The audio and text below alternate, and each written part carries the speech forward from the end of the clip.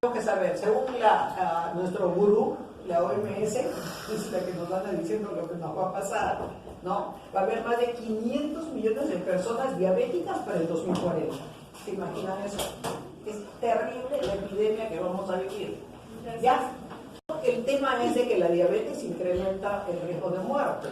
En varones aumenta hasta 4 veces y en mujeres hasta 7 veces el riesgo, independiente de su estatus hormonal. O sea, ahí no les protege de que mis estrógenos están bien bonitos y en su sitio. Igualito les aumenta el riesgo una vez que se hace el diagnóstico, lamentablemente. Y la prevalencia, acuérdense que es mayor en los no caucásicos, o sea, nos toca. Vamos con la próxima. Miren ustedes, no necesito enseñarles, simplemente vean, la primera cifra es 2015, la segunda es 2040.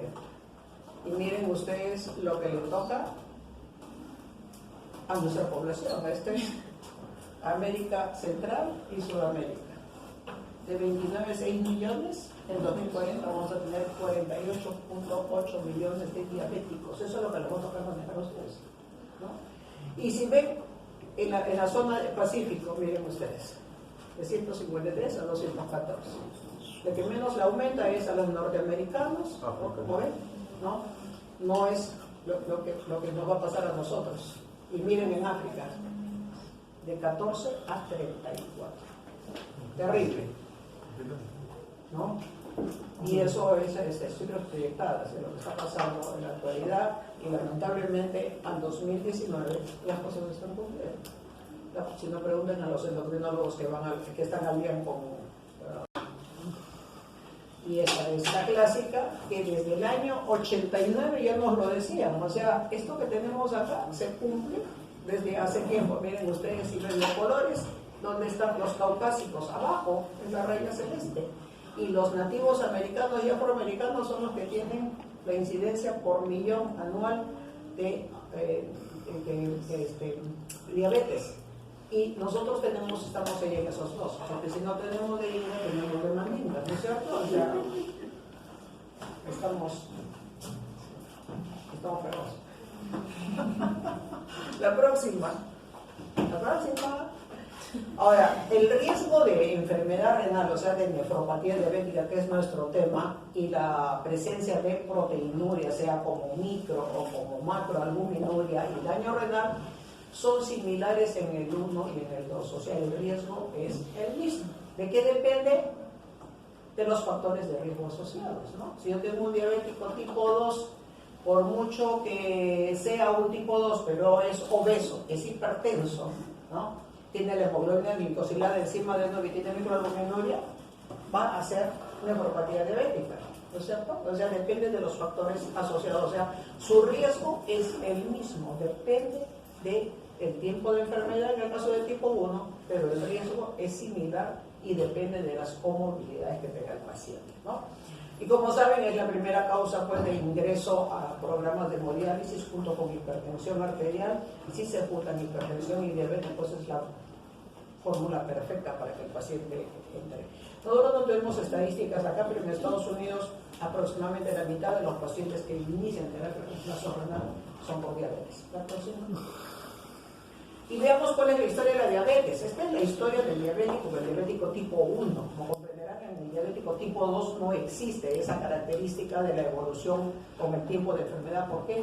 Porque lamentablemente porque el diabético tipo 2 demuta qué cosa tiene ya de por medio. Es un paciente ya más de 40 años, o sea, ya hay el efecto de disminución de la masa nefronal. Segundo, ya es hipertenso, porque puede tener síndrome metabólico, como generalmente no es. Es un paciente con sobrepeso, si es que no es obeso, y es dislipidémico.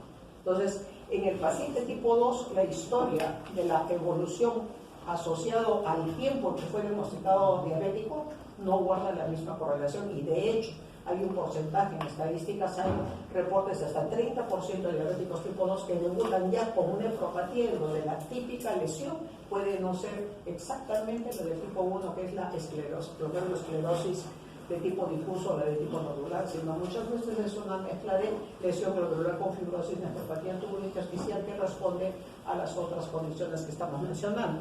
Entonces, si vemos sensu estricto lo que es la historia de la diabetes, que esto fue de las primeras en que aparece en el año 97 y más estructurado, observamos que tenemos aquí estas líneas que son los valores normales de microalbuminuria y albuminuria, ¿no? Ayúdame con el puntero, gracias. Sí, porque no encontró puntero, gracias. No sé qué han hecho con el puntero. Es que mis hijos agarran para jugar con el gato los punteros. La microalbuminuria es este punto. Cuando el paciente empieza su historia, miren, de diabetes, me estoy siguiendo mi dedo, qué buena gente.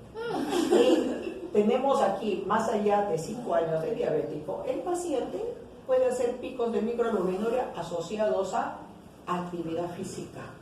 O sea, lo hacen correr y pueden encontrar microalbuminuria, entonces indica que ya hay evidencia de que se comprometió la membrana basal. Pero miren la relación con la filtración glomerular. ¿Qué pasa con la filtración glomerular? El paciente hiperfiltra y vamos a ver que ese es el inicio de lo que significa la nefropatía diabética, como vamos a ver un poquito más adelante. Observen ustedes que cuando este paciente empieza la microalbuminuria ya persistente, la filtración glomerular empieza a caer, ¿no? Y esta filtración glomerular que le hemos puesto como valor normal aquí en 100, ¿no? Todavía no ha llegado al valor normal, pero ya empieza a decaer. Cuando el paciente pasa la barrera de la microalbuminuria, o sea, más de 300 miligramos en 24 horas, miren ustedes lo que pasa con la filtración glomerular, se viene abajo. Y si ustedes buscan la información, van a encontrar que una vez que el paciente cruza esa barrera y llega a proteinuria significativa de más de 1 gramo, no necesitan ser grupos. A los 5 años, si el paciente no está bien controlado, estén bien. No hay más. A los 5 años. A los 5 años. A un paciente diabético con proteinuria más de 1 gramo, que no se controla, o sea, sigue hipertenso, sigue obeso, sigue fumando, sigue chupando como turco, sigue comiendo lo que le da la gana, y tiene una hemoglobina glicosilada alta, ese paciente en 5 años está en diálisis, no hay más. O sea, es como les decía la vez pasada, ponerlo en la parte alta de dar una patada en las 4 letras y solamente depende del peso, el peso muerto que cae. Y el peso muerto está dado porque cuanto más factores de riesgo tienes asociados, ¿no? La siguiente. Entonces, esto más o menos es en promedio lo que pasa en el diabético tipo 1. Como ven, la primera etapa de la nefropatía, ¿cuál es? La hiperfunción renal. Esa es la primera alteración que se produce en el ambiente hiperglicémico, la hiperfunción renal, y esto tiene que ver con factores de tipo hemodinámico y anatómico, como vamos a ver más adelante. La filtración glomerular está elevada, no hay albuminuria, la presión arterial es normal, y esto es en el momento del diagnóstico. O sea, apenas ustedes diagnostiquen que este paciente ya tiene, si le miden ustedes la filtración glomerular, está entre 120 a 140. Luego viene la etapa de latencia clínica, que es entre los 5 y 15 años de enfermedad. Si acá lo único que veo en la hiperfunción, lo más que puedo encontrar en la patología son glomérulos aumentados de tamaño, o sea, glomérulos gordos. En la latencia clínica ya puedo encontrar cierto grado de proliferación mesangial. Aquí la filtración glomerular todavía está normal, alta, o sea, en el límite superior. La microalbuminuria está ausente, pero como les decía, esta es la etapa en que yo le mando a hacer ejercicio y yo puedo encontrarlo. Por eso se le llama latencia clínica. Porque si le hago hacer ejercicio, voy a encontrar microalbuminuria y la presión arterial está en aumento, pero no elevada. Ojo, estoy diciendo en aumento. ¿Eso qué significa? Si yo a mi paciente lo he controlado desde acá y lo estoy chequeando, y él tenía, por decirle, 110 con 70 o 120 con 70 con 80, al tiempo en que ha pasado la enfermedad, yo le encuentro que está con 130 con 80 repetidamente, que esa ya no es la presión que él tenía. Eso me indica que está pasando esta etapa. O sea, su presión arterial ya no vuelve a ser la misma con la que empezó. Y estamos hablando del paciente que no ha modificado ningún otro factor de riesgo más que el tiempo de la enfermedad, a pesar de que se esté controlando. La tercera etapa es cuando ya la microalbuminuria se hace persistente. Aquí ya uno puede encontrar en los estudios de microscopía electrónica lesión en la membrana basal glomerular. Aquí ya esta filtración glomerular está en lo normal, promedio, y vamos a encontrar la microalbuminuria entre 30 a 300 miligramos por día, si lo hacemos en el tiempo, ¿no? Que es entre 20 a 200 microgramos por minuto. La presión arterial aquí ya está elevada, o sea, ya el paciente está hipertenso. Y esto se va a sumar al tema de la hiperfunción. y el paciente ya tiene más de 10 años de evolución de la enfermedad. Luego viene la macroalbuminuria, en la que ya pasó la barrera de los 300 miligramos por 24 horas, pero ya la filtración glomerular empezó a bajar, como les mostré en la diapositiva, tiene más de 300 miligramos al día, sigue hipertenso, y la hipertensión cada vez se hace de más difícil control, tiene más de 15 años. Aquí en esta macroalbuminuria ya existe la glomerulosclerosis, sea la forma difusa o la forma nodular. Y finalmente entra la insuficiencia renal, donde hay glomérulos ya esclerosados y la nefropatía tubulointersticial ya es severa. Hay fibrosis en el intersticio, la filtración glomerular es más baja y el paciente tiene proteinurias pues masivas.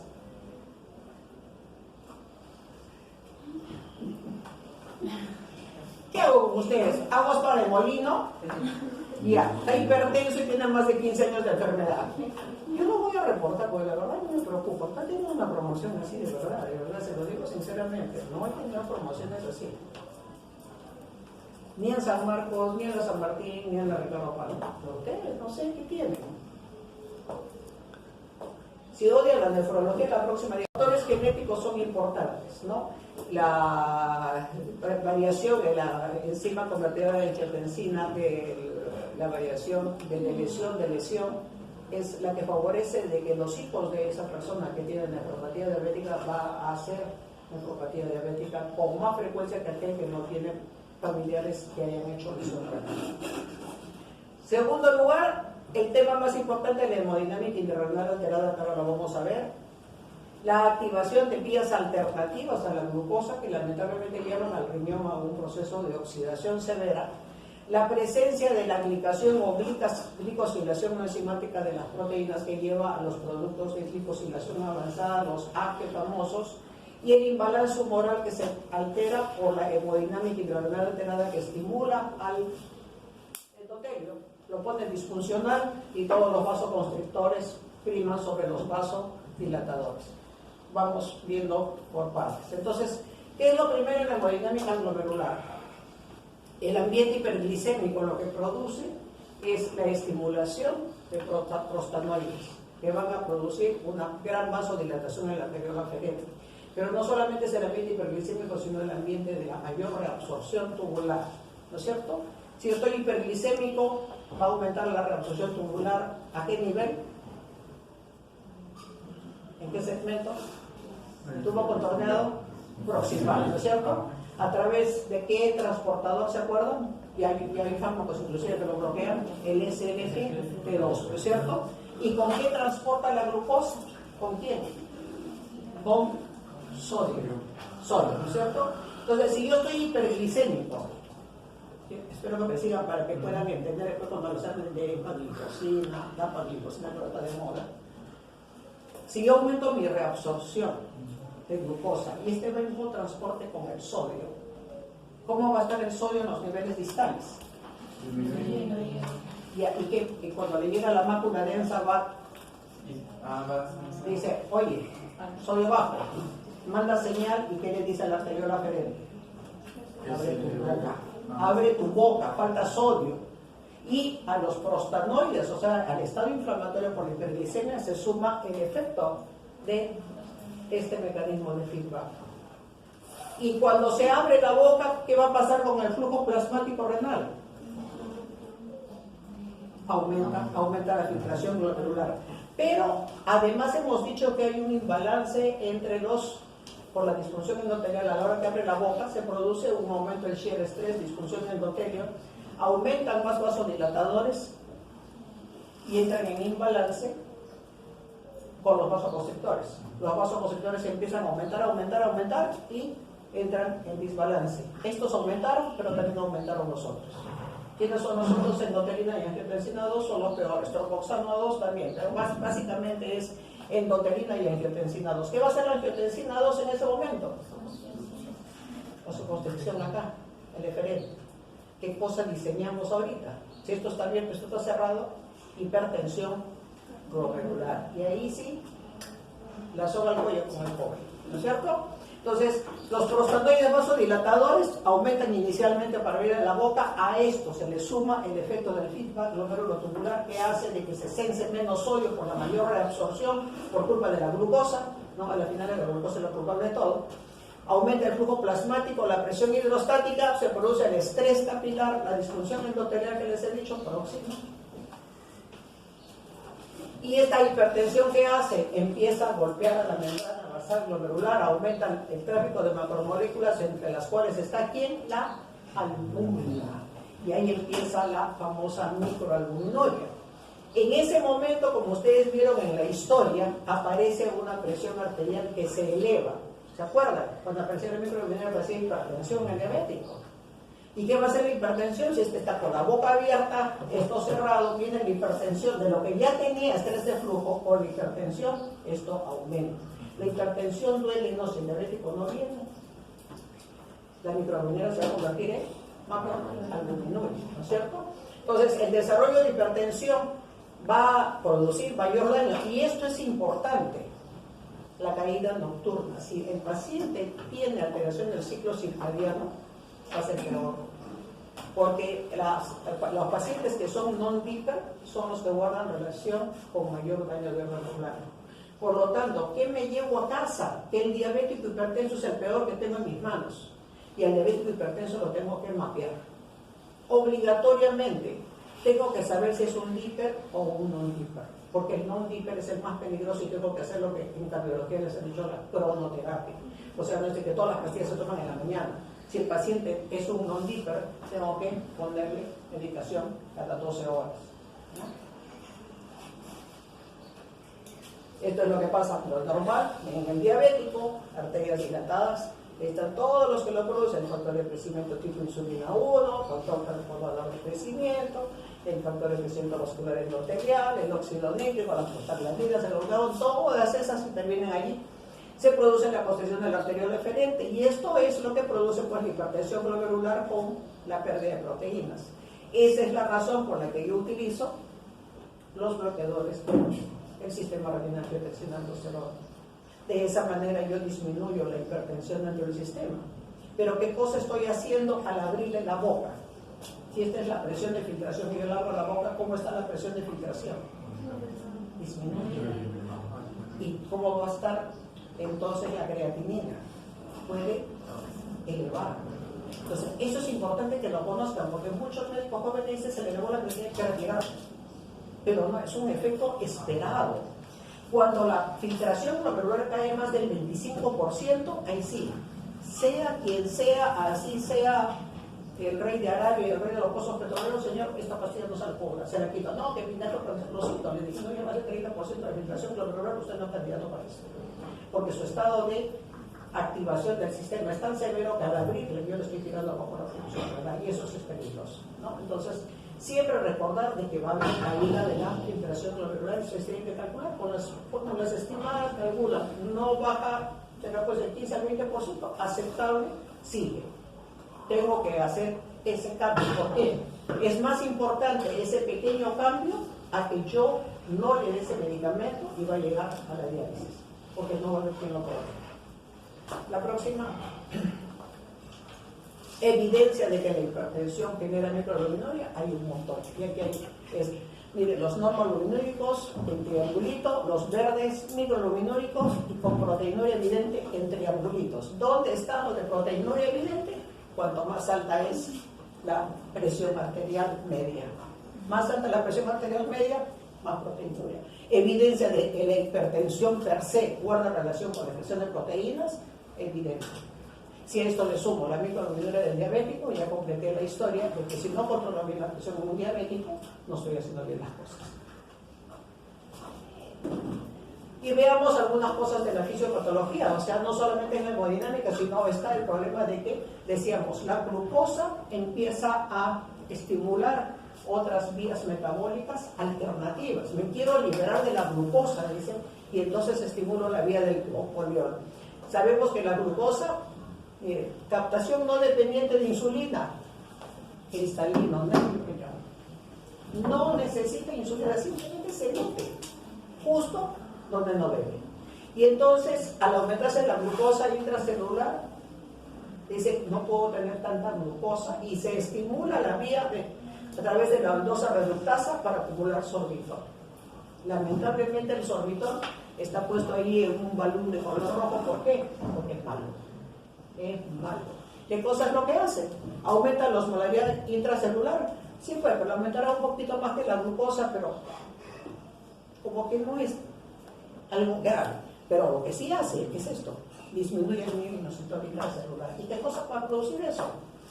Oxidación, estrés oxidativo severo.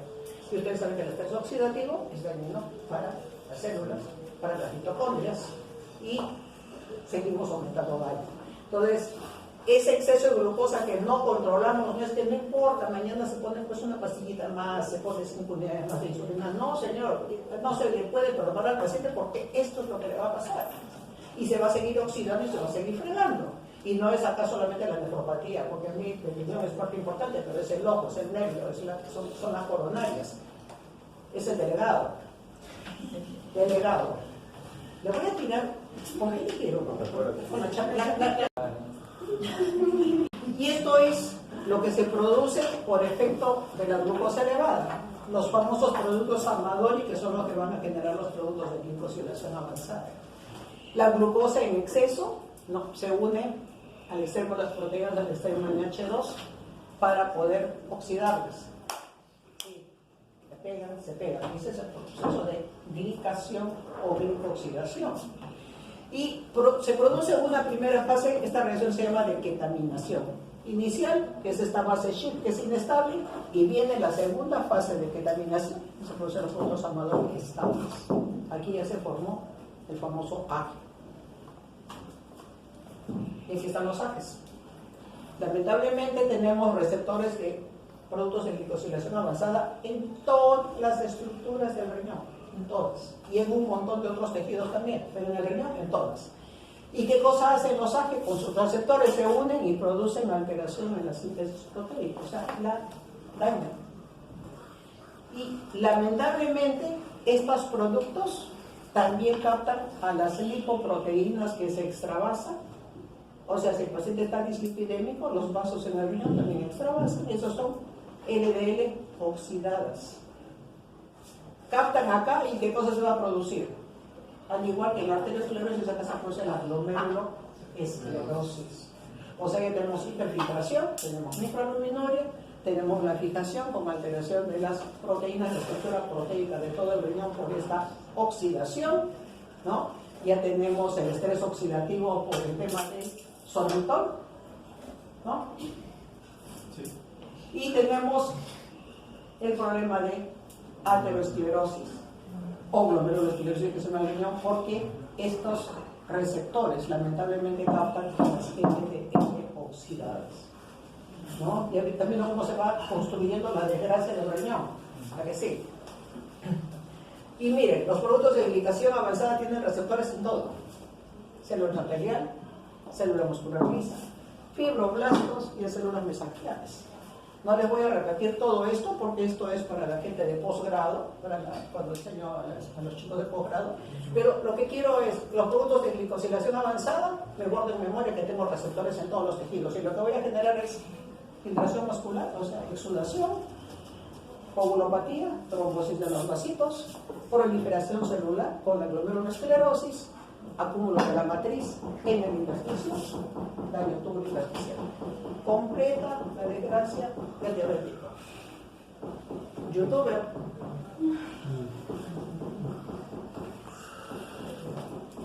Y en el imbalance humoral, que esto solamente para recordarles lo que hemos dicho, ¿no? Se activan una serie de citoquinas intrarrenales que tienen que ver con la fibrosis, con la proliferación, ¿no? Y de estos, la angiotensina 2 y la endotelina son las peores. La angiotensina 2, ¿por qué razón? Porque cuando hablaron de insuficiencia renal crónica o enfermedad renal crónica, ¿quién era el importante? El factor de transformación de crecimiento beta, ¿se acuerdan?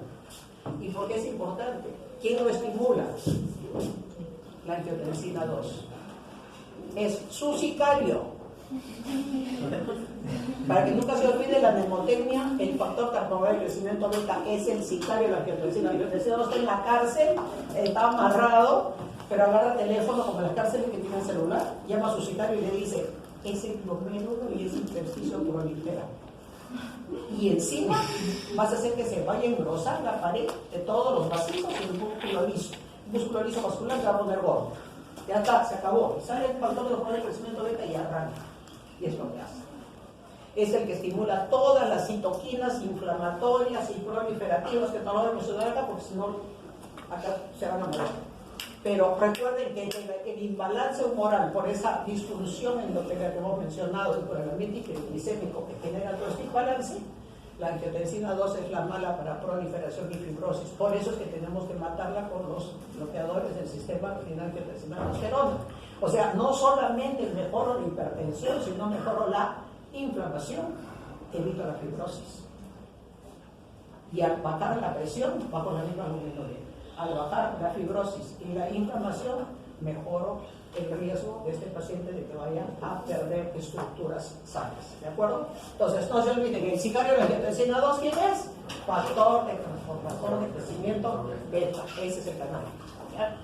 También participa en las endotelinas, los eicosanoides, el óxido nítrico que baja, el óxido nítrico ya hemos dicho, ¿no? Y otros factores de crecimiento que ahí se los dejo en la diapositiva.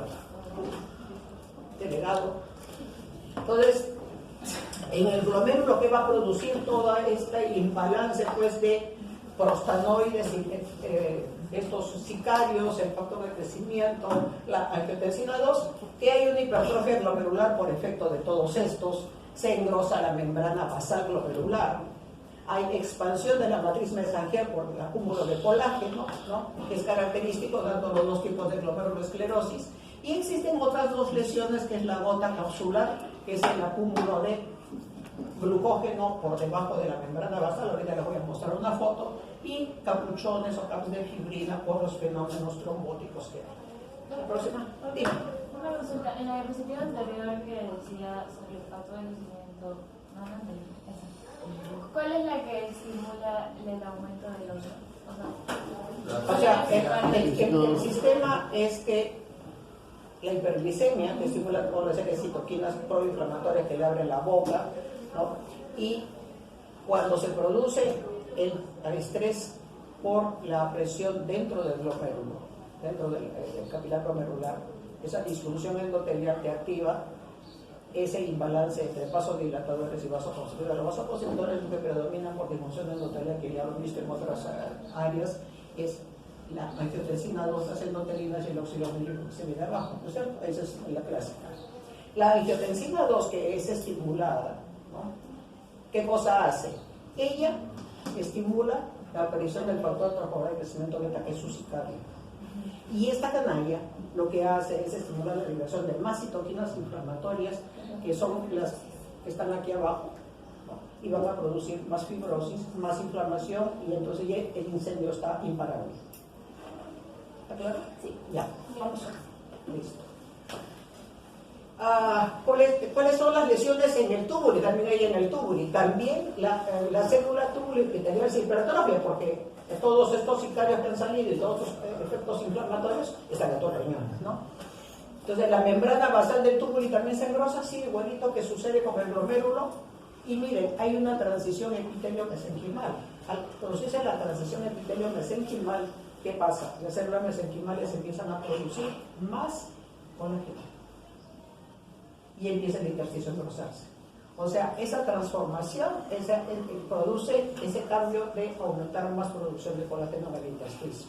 Se produce acúmulo de glucógeno, genera estos dos, la inflamación en el intersticio, y provocan la clásica tubulomonía de Armani y Epstein, que ahorita se las enseña, y puede llegar a producir necrosis de la papila, que se ve en los diabéticos, sobre todo cuando hacen infecciones serias. Así. Este glomérulo está normal, por si acaso, ¿eh? Y ahí hay espesamiento, donde ven la tinción, su puntero. Las zonas de espesamiento, si más esa glomerulosclerosis difusa, ¿ven? ¿No? Hay depósito de material colágeno con la tinción, fibrosis, que retraen, como ven, el espacio de Bowman, está bien amplio.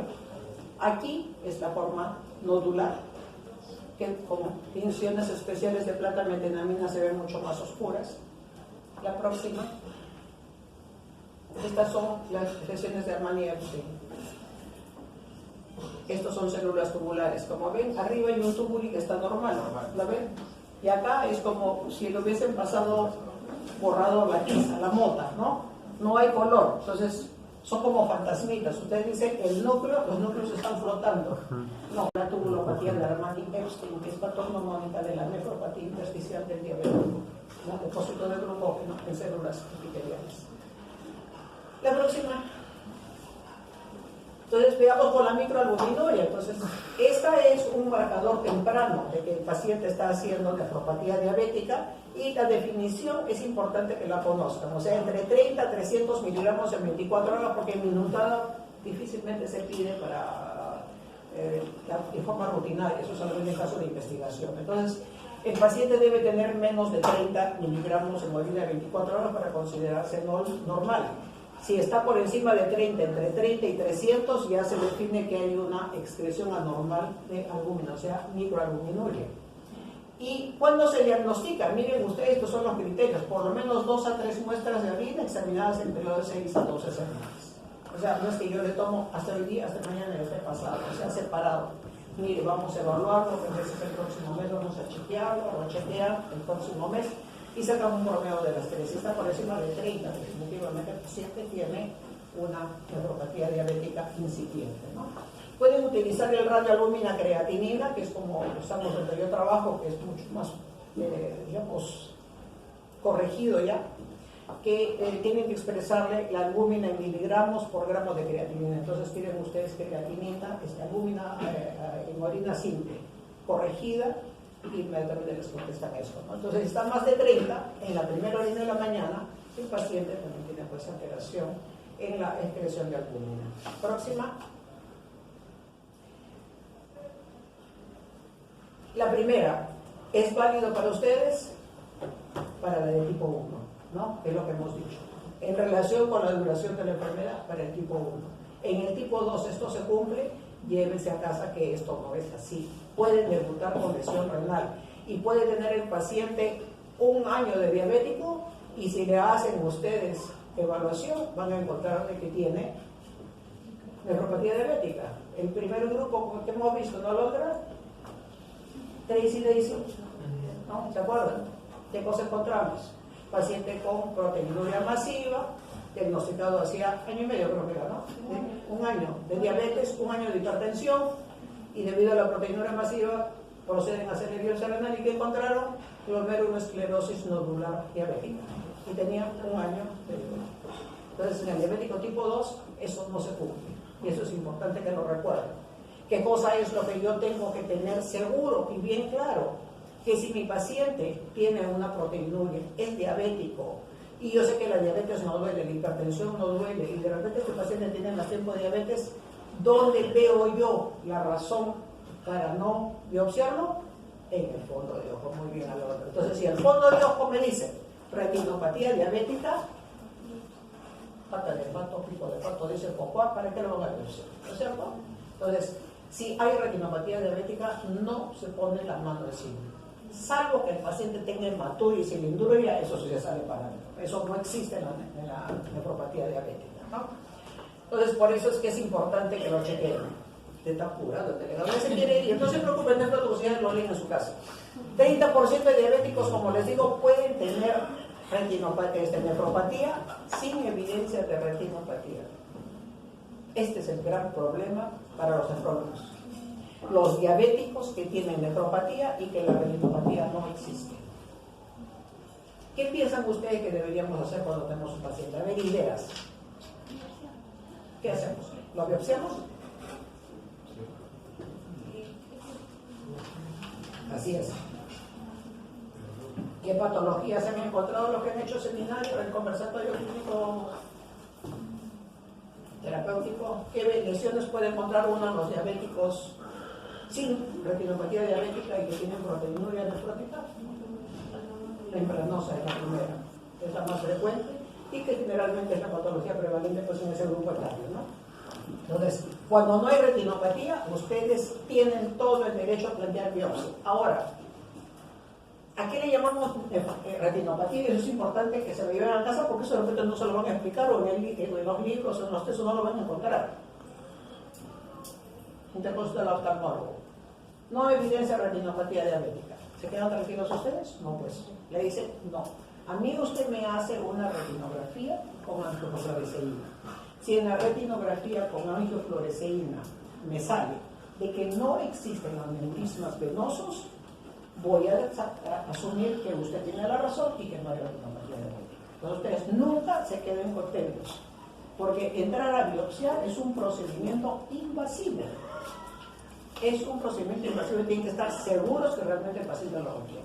Entonces lo primero, doctor, por favor, me hace usted retinografía y le pone angiofluoresceína que no es tóxica, no tiene que ver nada con la función renal, lo único que quiere decir al paciente es que se va a poner bien amarillito. Próxima. ¿Y por qué la microalbuminuria es importante? Y acá es donde existe la controversia que tenemos nosotros con los endocrinólogos. Hemos visto en la historia del diabético tipo 1 que la microalbuminuria me indica que hay evidencia de lesión renal. En el tipo 2, no. Y por lo tanto la pregunta es, ¿qué es microalbuminuria? La microalbuminuria es una evidencia de lesión en el glicocálix. Acuérdense de la estructura del endotelio, de las membranas basales capilares, y ese glicocálix es el que se altera y empieza a perder toda su arquitectura y armazón y empieza a perder albúmina. Por lo tanto, es el endotelio enfermo. Como yo siempre digo, la albúmina son las lágrimas del endotelio. Y si me dice la albúmina en el diabético tipo 2, que el tema es que el endotelio está enfermo, el endotelio enfermo guarda relación con riesgo de mortalidad cardiovascular. Por lo tanto, les traje esto para que vean microalbuminuria, miren, en verde, naranja y celeste. ¿Cuál es el que tiene mayor riesgo de mortalidad? El celeste. La supervivencia, miren cómo está en el celeste, que tiene de 41 a 200. O sea, hay relación entre la microalbuminuria y el riesgo de muerte. Eso se puede encontrar en el estudio LIFE, que es uno de los primeros que fue hecho con los sartán hace más o menos unos 20 años. Es el mejor ejemplo de diabetes, en donde la microalbuminuria fue disminuida con el losartán y que demostró el impacto que tiene la microalbuminuria en la mortalidad cardiovascular. O sea, si bien es cierto en el diabético tipo 1 me anuncia de que va a haber nefropatía, en el diabético tipo 2 no es así. En el diabético tipo 2 lo más importante es la mortalidad cardiovascular. Acuérdense, la albúmina es el llanto con las lágrimas del endotelio. Espero que copien mis frases, porque el día que me muere en mi epitafio, por lo menos cada promoción pondrá una frase. Esto dijo la doctora Flores, para que se los graben. Esto es para que lo tengan ahí en sus diapositivas, para que lo guarden. Estos son los valores que se sumen normal menos de 30, microalbuminuria de 30 a 299, albuminuria más de 300, ¿no? En colección de 24 horas, en colección minutada, y están los valores, y según la National Kidney Foundation, en hombres debe ser menos de 17 y en mujeres menos de 31, en lo que se refiere a medidas en miligramos por gramo, o sea, radioalbumina creatinina. Actualmente lo que se está, a lo que se va es que estos valores tienen que ser más bajos. Cuanto más bajo, mejor. Y se está planteando que no se debería hacer microalbuminuria, como yo habitualmente digo en mis charlas, no para los alumnos porque los confundo, pero sí con la gente ya de la especialidad, con los cardiólogos. No debería existir el término microalbuminuria, sino albuminuria de tal valor a tal valor, albuminuria de tal valor a tal valor. Póngale el nombre que quiera, pero no micro. ¿Qué pasa cuando uno le dice micro? Uno le dice chiquito, poquito, no enfermito, piañito. ¿No es cierto? Debería ser albuminuria. Y en eso estamos en discusión en la comunidad nefrológica. No debería llamarse microalbuminuria porque hace de que el médico no nefrólogo lo tome como que es algo no trascendente. O sea, tienes microalbuminuria, no es importante. Y no es así. Allí empieza la historia de si te mueres o no te mueres por evento cardiovascular.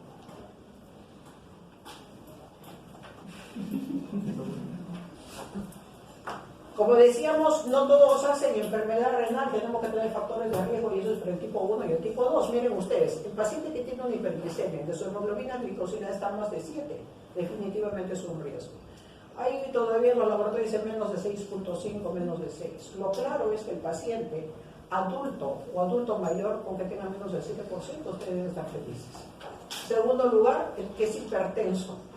Y no hablamos del hipertenso sin tratamiento, es con tratamiento, o sea, que mantenga hipertensión aún con tratamiento. ¿Cuál es la presión arterial objetivo del diabético? ¿Menos de cuánto? ¿Qué les han dicho? ¿Menos de? ¿Alto? 130 con 130 con 90 o menos de 130 con 80 con 80, ¿no es cierto? Menos de 130 con 80. Para cualquiera 140 con 90, para el diabético es un valor menor. Para el paciente renal, cualquier medicamento se puede usar, pero si tiene microalbuminuria, tiene que ir a 130 con 80 y con un bloqueador del sistema renal angiotensina 2 O sea, es importante que siempre vean las guías europeas, que son las que mejor estratifican el riesgo. ¿Cuál es otro factor de riesgo? La hiperfiltración glomerular. Llegan mis pacientes y vienen con estos: doctora, mire, mi filtración glomerular y depuración está regia, me ha salido 140. Yo le digo, sonsonazo, no estás bien, está peor, ¿no? Vienen felices porque les salió 140. Porque ellos miran el valor normal, ¿no? Entonces dicen varones de 87 a 120, 140, felices, ¿no? Pues bien, mi riñón está mejorando, no está peor su riñón. Entonces, esto es importante también chequearlo. En el diabético, cuando ustedes lo vean, hay que hacer la filtración glomerular medida por depuración de creatinina de la forma clásica en orina de 24 horas con una buena acción. Albuminuria elevada está descartado. Como ven, ya no le pongo microalbuminuria, sino albuminuria, por el tema este que el micro no me huele bien. El tiempo de enfermedad, cuanto más tiempo tenga el diabetes, el riesgo es mayor. El paciente que fuma, el endotelio se enferma. Yo jamás hubiese creído eso. En el año 98-99 fui invitada a un curso de endotelio en la Universidad de Navarra, que dicho sea de paso es una belleza, se respira ciencia por todo lado. Y el doctor Chen, que investiga mucho en endotelio, presentó sus diapositivas de las carótidas de una rata, en donde ponía en un ambiente de cloruro de sodio isotónico y otra donde también tenía cloruro de sodio isotónico y le ponía nicotina. El endotelio se arrugaba. Fue la cosa más horrible que vi. Yo fumaba. Ese día llegué a mi hotel, agarré las cajas del Marlboro que tenía porque las compraba por cajas y empecé a romper uno por uno todos los cigarros que fumé. Traumático. El endotelio se arrugaba. Ya dicen, si tienen un fumador en la casa, que el endotelio se arruga. Ahora, ¿cómo se consigue en el video? No sé, de repente está en internet. Doctor Chen, Che-E-N-G. Dislipidemia, la LDL oxidada. La LDL oxidada es importante, ya se mide la LDL oxidada en el laboratorio, como laboratorio Roy o Bluestein, les pueden medir. La obesidad es otro factor de riesgo por la hiperfiltración. Acuérdense que el obeso hiperfiltra y hace glomerulosclerosis focal y sedimentaria sin necesidad de ninguna otra patología. Si tienes retinopatía diabética, definitivamente lo que te toca, lo siguiente es el riñón y después te toca el nervio. O sea, ahí no hay pierde. La susceptibilidad genética, como les dije, cuando hay variaciones en la enzima convertida de angiotensina 2, la variedad de lesión, si es que la tienes y si tienes estudio genético, tu posibilidad de que hagas nefropatía diabética, teniendo enfermedad diabético y te pueden hacer el estudio genético, te va a avisar, ¿no? Como el oráculo, vas a hacer nefropatía diabética. Y la raza ya sabemos, pues, ¿no? Los incas y los mandingas estamos fregados. Vamos. Y ahí está, miren, el riesgo de enfermedad renal. La hemoglobina glicosilada fuera de rango, la presión arterial sistólica fuera de rango, colesterol total fuera de rango, pero miren quién es el más canalla, la albuminuria. Es la que más predice el que tú llegues a la enfermedad renal.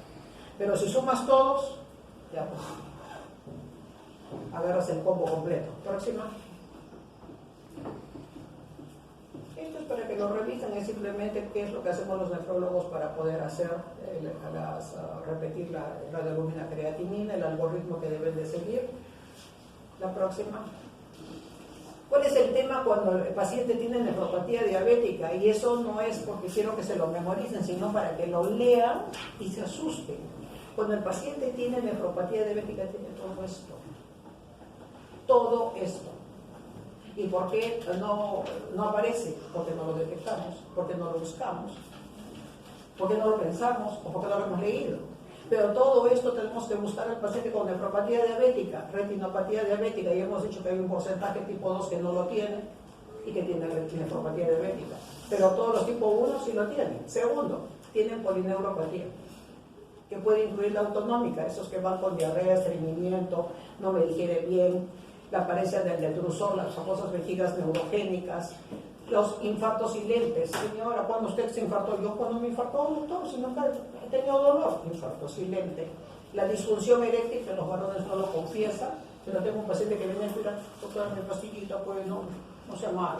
Como nos dan de muestra médica, y el Piurana, tengo un Piurana que es un campeón. Una pastillita, pues, doctora. Y un día viene la esposa, ¿ves? Para que se ría. Doctora, mi esposa, ¿qué pasó?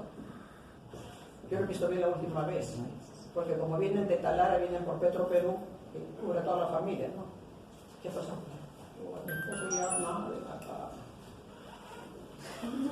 A ver. La tensión ortostática es importante que lo tomen en cuenta. Cuando ustedes tengan pacientes hipertensos con neuropatía periférica, estos pacientes hacen hipotensión severa y hay que enseñarles a usar venas compresivas, esas que se usan para varices o vendaje compresivo para que cuando se levante no se le caiga como se cae el mercurio en los termómetros, ¿no?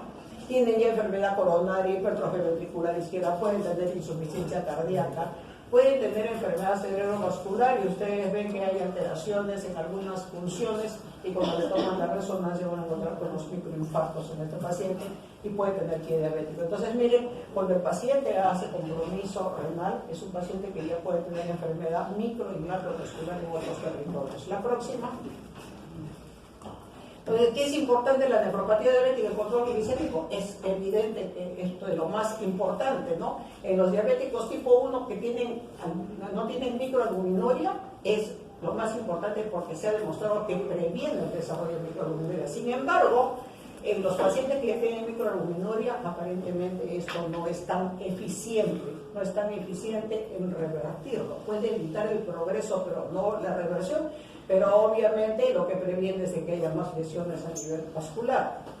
¿Cuáles son los dos estudios más importantes que cuando hagan endocrinología y diabetes se los van a mostrar y en todos los congresos de diabetes se los van a mencionar y en cualquier sitio que hablen de diabetes se los van a decir?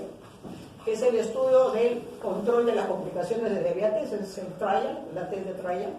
Y este estudio lo que demostró qué cosa, esto se hizo en diabéticos tipo 1, el UKPDS es tipo 2, o sea, son los dos, digamos, estudios más grandes que se han hecho y son los que marcaron el impacto. Este estudio lo que mostró es de que cuando tenía una hemoglobina glicosilada, miren, el 7%, o sea, no como los estudios modernos que bajaban a 6%, el 7% lo que se hizo es disminuir la microalbuminuria, miren, hasta más de la tercera parte y de microalbuminuria más de la mitad. O sea, fue el impacto. ¿Cuál fue el impacto? De que la insulina en vez de usarla una vez, pasó a 2 veces. ¿No? Y eso fue importante, o sea, el manejo agresivo. En el estudio del Reino Unido, que se hizo no solamente para hemoglobina glicosilada, sino para mantener presión arterial controlada a menos de 130,80, aquí esto se hizo por 9 años, esto fue con glimepiride, que fue con un antidiabético oral. Y lo que se redujo fue el riesgo de complicaciones microvasculares en 4.000 pacientes, en que no hubo desarrollo de microalbuminuria. Y mire, microalbuminuria, la tercera parte, al igual que la proteinuria, y el doblaje de creatinina en menos del 50%. O sea, se previno la neuropatía en ambos. O sea, es evidente que el control glicémico es importante. La próxima. Ese es el estudio de SCT. Miren ustedes. Control intensivo versus convencional.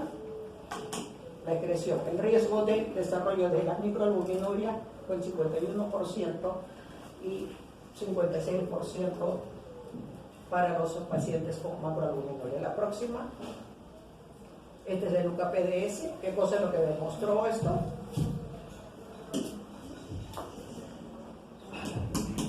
cuando se pone más hacia acá, ustedes saben, interpretar las gráficas es beneficioso. Y miren ustedes, ¿en qué fue beneficioso? En las lesiones microvasculares. ¿Cuándo fue hecho esto? En el 93. El anterior también fue hecho en esta época. Son los que todos los endocrinólogos se lo van a poner como modelo, porque a partir de esto se pueden haber enseñado cientos, pero estos siguen siendo los que obligatoriamente tienen que leer todo el DSCT y el UKPDS, que son los que nos tiraron en la cara, si no controlan la hemoglobina glucosilar en tu paciente, está perdido. La próxima. Este es el estudio Advance, que fue también similar, como ven, para el desarrollo de enfermedad renal, microalbuminuria o macroalbuminuria o el empeoramiento de la nefropatía. Miren ustedes qué efecto benéfico con el estudio Advance, que también fue para el seguimiento del control de la hemoglobina glicosilada por debajo de 7. El tratamiento que seguían era básicamente utilizando glicacida, que fue la droga de introducción, y nosotros era el tratamiento estándar con lo que estuviese teniendo el paciente, pero si recibían glicacida se le cambiaba, así que aleatoriamente le tocaba ese grupo. La próxima.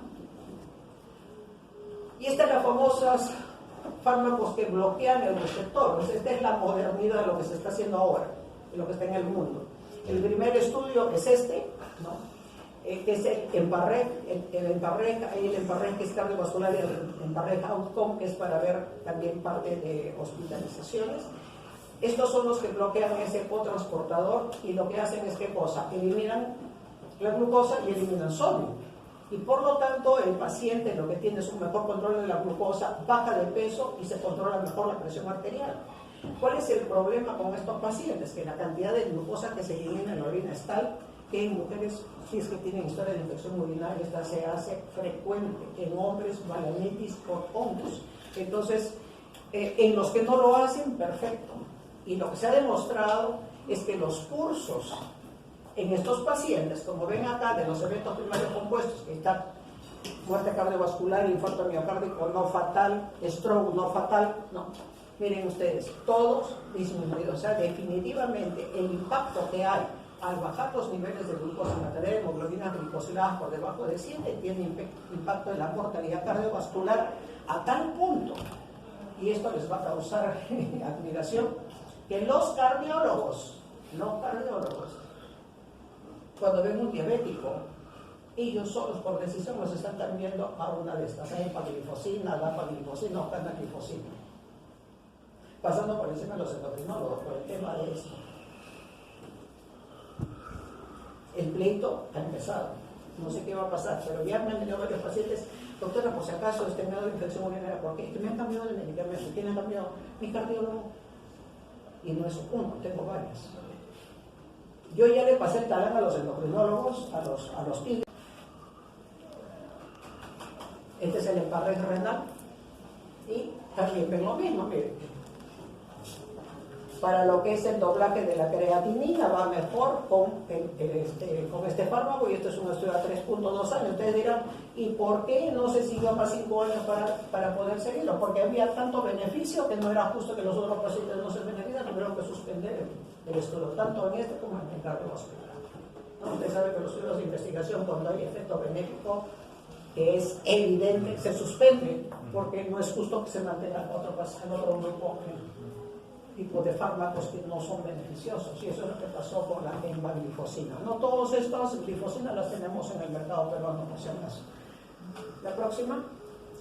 Entonces, la terapia antihipertensiva es otro buen estándar del tratamiento del diabético, obviamente. Hemos dicho que es un acelerador. Entonces, en el diabético tipo 1, ¿qué tengo que acordarme? Si tengo diabéticos tipo 1, la hipertensión arterial es de 40%. Y en los diabéticos tipo 2, 70%. O sea, es más. ¿Por qué? Por el tema del síndrome metabólico, el tema del inicio de la patología. Y en general, porque en el diabético tipo 1, la hipertensión va asociada a la presencia ya de daño renal, que es totalmente diferente al tipo 2, que va asociada a otros factores, a otras comorbilidades, ¿no? ¿Cuáles son las causas de hipertensión arterial diabético? Si me preguntan, ahí se las pongo. De repente todas las encuentran en los libros. Lo importante es la expansión del volumen extracelular. ¿Por qué razón? Acuérdense que la insulina, ¿qué cosa hace? Aumenta la reabsorción de agua y sodio a nivel distal, ¿no es cierto? O sea, el diabético de por sí les zozobra agua y les zozobra sodio, ¿no? Entonces, ese es un factor. El otro es la hiperinsulinemia,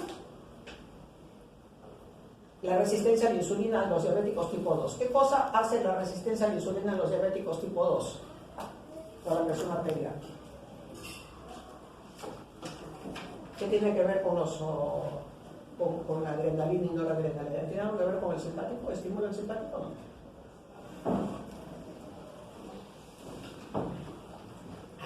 ¿Sí o no?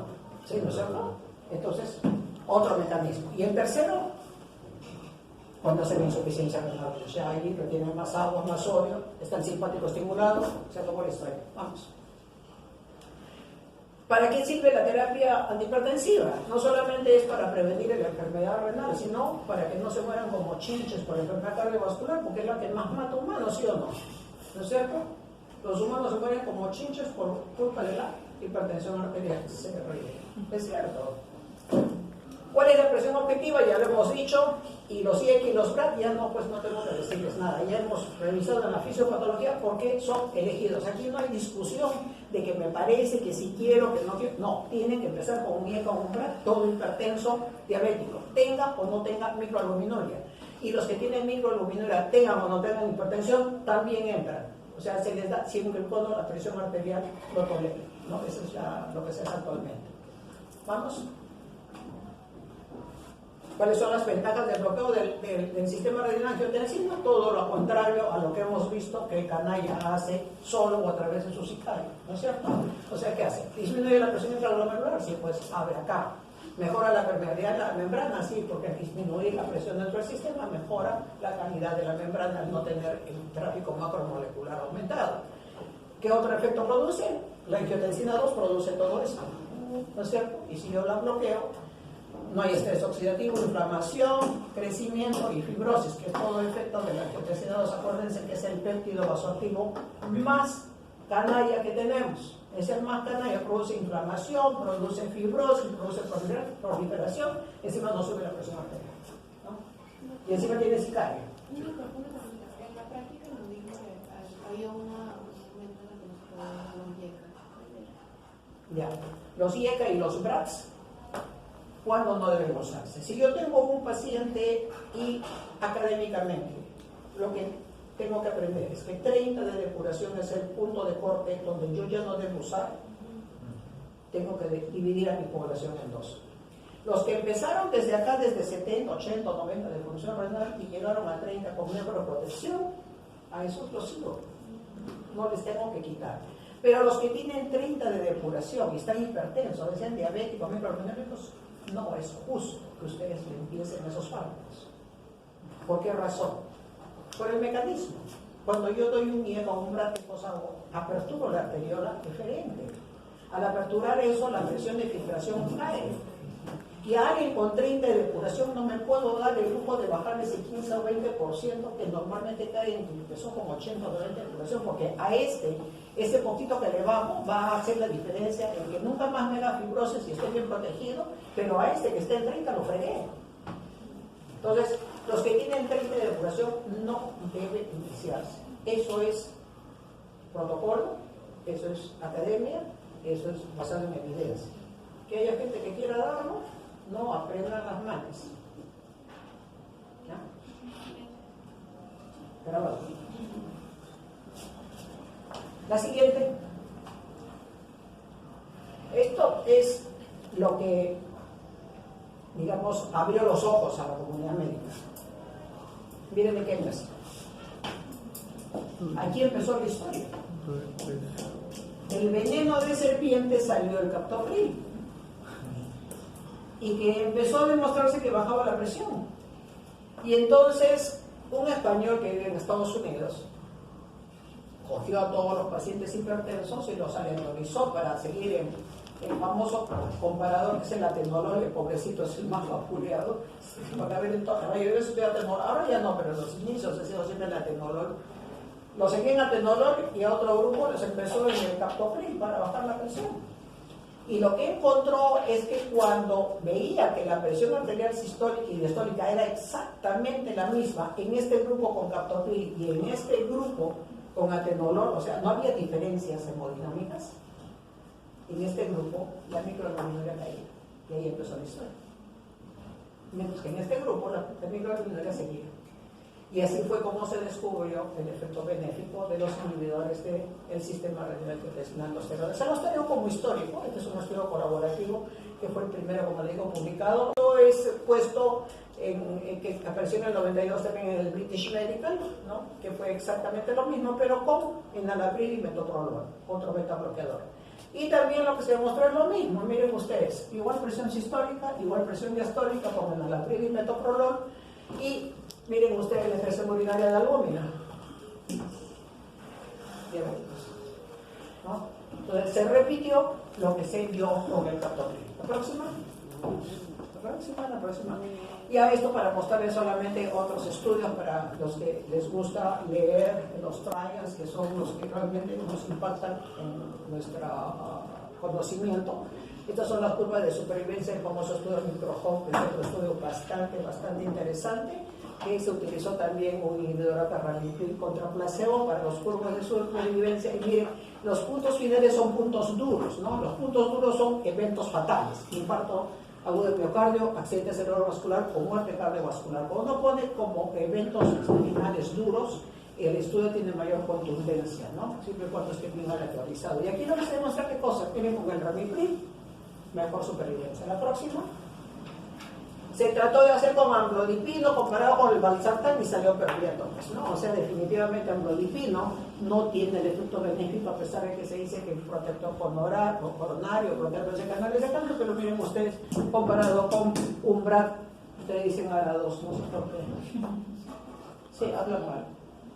ARA2, dicen ustedes. Fue rinda con los losartán, aquí participamos los peruanos y miren ustedes, esto fue hecho con los losartán para ver el cambio de proteinura. ¿Cuál fue la diferencia de estos con otros estudios? Que acá tenían creatinina encima de 2. Y aún así, lo que se logró demostrar, miren ustedes, el cambio porcentual promedio, disminución del 35% la proteína. Impactante. ¿Sí? El otro dato importante, también para que se lo lleven a casa, no es para que se me aprendan las gráficas, el irbesartán, otro, porque todos los sartanes se han probado.